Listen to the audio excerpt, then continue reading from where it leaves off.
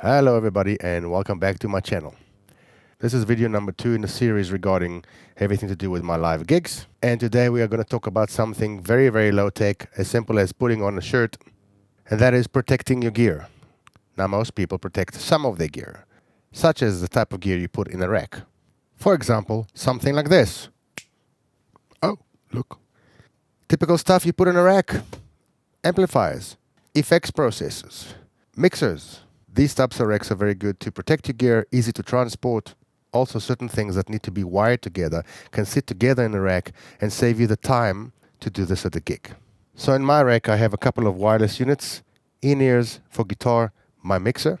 I also have a backup wireless here for guitar and for a headset, and a handheld. It saves you valuable time setting up the stuff in the gig. As you can see, all the wireless stuff is pre-wired. So as soon as I plug in everything else, I'm ready to use these units. These things also come in different sizes, shapes and forms. These are pretty common and a lot of people are using this. This is not news to anyone. I am actually here today to talk about other valuable equipment, such as your speakers, your guitars, floor unit effects processors. So here we go. Here we go. There's one of my speakers. Now I know you can't see the speaker in its full, so I'm going to tilt the camera down a little bit and you can see what I'm talking about. So this is one of the top speakers I am using in my live gigs. It's a QSC K10. And I know what you're thinking. Hey, it's sitting in a bag. Right. You're absolutely right. It's sitting in a bag. However, a lot of bags are a bit difficult to take out. If I have to take the speakers out, I have to unzip something and pull the speaker out. It's very annoying to do so at the gig. So I asked the manufacturer of this bag to make me a custom version of this bag where the bag stays always on the speaker. Instead of taking the speaker out of the bag, this piece comes out of the front and there's the speaker grill. Now you can't see the speaker still, but this is a see-through grill. Now all that's left is this little piece. I've seen other guys use a similar version of this where part of this stays on the speaker and then you get this little mud flap, which really annoys me badly. And it really messes the look of the speaker. And then at some point, when one of the sides, either the zipper goes or the Velcro goes, then this is what you get when you load the speaker in and out. Unacceptable. Even if the Velcro goes, and the Velcro went on the back of these speakers, I sent the bags in for a service, and it was such a small fee to pay. I'm going to show you the back of the speaker. This piece comes off to reveal all the connections that I need, power, audio, etc., the volume knobs. And then this just now goes and sits on the pole. It looks great. The bag protects the speaker from bumps and scratches, also some weather elements. I wouldn't trust this bag to protect the speaker and the electronics in a terrible storm, but this definitely works when it just drizzles down with rain. Also a little bit of dust, but most of all the bumps and the scratches. Now I don't know about you, but before I had these bags, I had other speakers that over the years accumulated so much damage. When I got to sell the speakers, I was actually embarrassed. Bumps and scratches destroys the value of the equipment, the look of the equipment, and you cannot sell it for what you actually want to if it's really so badly, even cosmetically damaged. People then think, wait, if this is so badly looking, what's the condition of the actual equipment? So this is for my top speakers. I'm going to show you now my subs. Right, these are my subs. These are the QSC KS112s. Same thing happens in the front here. This thing comes off. I don't know if you can see, but I've got a little bit of a drink. Somebody spilled a drink. When I mean somebody, I mean me. So I need to still clean this. And the back side looks like this. Again, 2 pieces of fabric. Now the guy that made these covers for me said to me, and what if you lose these? And I said, okay, what if I do lose this? First of all, I consider myself a little bit responsible. I packed this nicely at the back of the stage and I put all these back before they go back in the car. But what if I lose this? The cost is minimal on this. I could think that this could cost just a couple of bucks to replace. And since the guy has the dimensions of everything he made for me, it will be just a phone call and the next day it's ready. And like I said, I'd rather preserve the look of the bag much neater than to have things now flap This bag is a little bit different. The tops have a zip around. This is just Velcros in and out. And this speaker, I haven't seen a single gig where it gets scratched and bumped. It went straight from the box into this bag, and that is it. Now these things can get dirty, no problem. You take them off, you wash them, washing machine, or put them in your bath, soak them for a little while, or take a cloth, clean them up, whatever.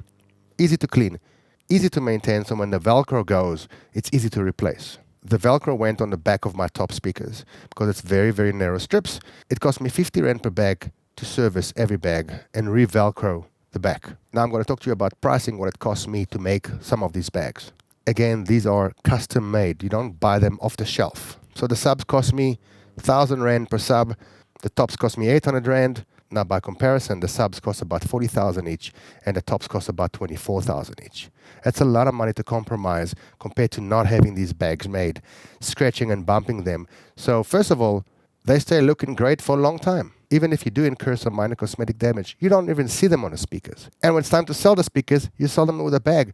A little bit of extra kudu points when somebody buys them. Now let's get to some of the other exciting stuff I want to show you. I have a Line 6 Helix, and it's got its own bag made by Line 6. And it's a very, very good bag, but it's two drawbacks for me. One, the price. Very, very expensive in South Africa.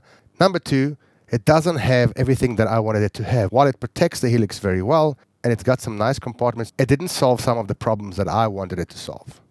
Like also being able to put some other equipment in the bag that I can take with to my gigs. All right, here's the bag. And the simple part is, it's got the Helix in it. It's got also a couple of nice little pouches here that you can put some cables. I have an extra cable here for my wireless, another cable for my wireless, pack of strings, little Leatherman type of whatnot, a couple of connectors. Very, very nice. Of course, the Helix. But I needed something more. So I've got a second tier right here. And in here, I have wireless microphone, a wired microphone. The wireless is for my guitar and my in-ears. A few accessories. I think this is really, really handy. The original Helix bag costs about 4,000 Rand, and while it's a really, really good bag, this cost me 1,600 Rand to make. Not only it's less than half the price, it is way more practical for my personal needs. Now, I am sure that just about everywhere in the world, you will find a company that can make you custom cases and custom bags for all your gear. In South Africa, we also have a few. I came across this company a couple of years ago. I gave them a call. I went there with my equipment. They measured everything and made me the bags within a few days. This company is called The Case Connection, and I will leave the details in the description below.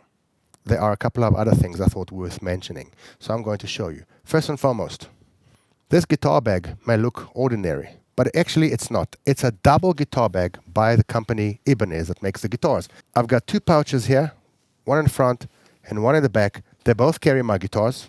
There's a huge pouch in the front which can fit even quite a big guitar processor.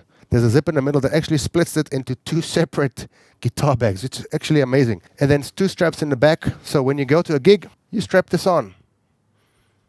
It's a little bit heavier than one guitar, but I tell you it's worth it. And I got this idea when I was doing some cruise ships and I had to mobilize in and out of the ship sometime. I always take two guitars with me to a gig, and this is a godsend when I have to travel with two guitars. The last thing I wanted to show you is this bag that originally was made as a generic bag for the QSC K10s. The K10 fits perfectly inside here. Almost nothing else fits in there. And since it's not being used because the K10s are sitting in their own bags now, this is for all my cables. I even have two LED lights sitting with me here. I've got my UPS here. This thing takes a beating, and I fit all the cables I need for my gigs in here. Okay, there's one last thing I want to show you. Sometimes I need a much smaller setup. I need something small and compact, in and out quickly, whether it's a small little restaurant that I cannot bring big equipment that will scare everybody, or even get on a plane, fly somewhere to do a wedding, a birthday, whatever. So on an airplane, you're allowed to take small luggage. So here's a good example for something that will pass in an airplane. There's a small little travel trolley. How do I fit some equipment in there and still make it easy to set up, not too much wiring? This sits inside the trolley bag. This is the cover for what I'm about to reveal. Here we go. This is my mobile setup. It's a little Mackie iPad controlled mixer. The iPad sits like so. I can run my backtrack app.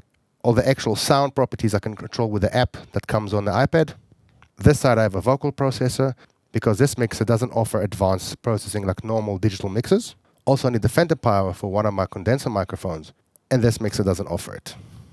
The genius of this is that all the cabling is hiding right here in the back. Power, audio, power adapters, everything is hiding here. So basically when you're the audience, you're seeing this. And everything is pre-wired, so guitar in, I can go directly into the disc from whatever processor I'm using. Those are the two outputs, and this is my mic input. And there's a kettle plug for power. It's a brilliant little unit, very small, very compact. It's also genius how they just made me this little cover. It's just, so this sits inside the suitcase, trolley case. I can still fit whole bunch of little cables and a power cable, etc., etc. And this will fit in every overhead compartment, and nobody will ask you questions. The company is called The Case Connection. Check the description below for details. This is not a sponsored video. I'm not paid by them. I also didn't get anything for free. I paid for all my bags full price. I'm just so happy with their products and their service. Maxine and David that owns the company are lovely people. David is a genius when it comes to coming up with concepts. When you tell him what you need done, he helps you design the product, and they're really great accommodating requests and your personal needs. Every cent that I've invested in those products have proven itself worthy time and time again, and the only time I needed to come back for anything like a service or a repair was for the Velcro in the back of my tops. That is because it's such a narrow strip of Velcro. It does go after about a year and a half. You may go in and they charge me 50 Rand a bag. It's nothing. Leave a comment if you liked the video, subscribe, ring that bell, and I'll see you next time. Thank you, goodbye.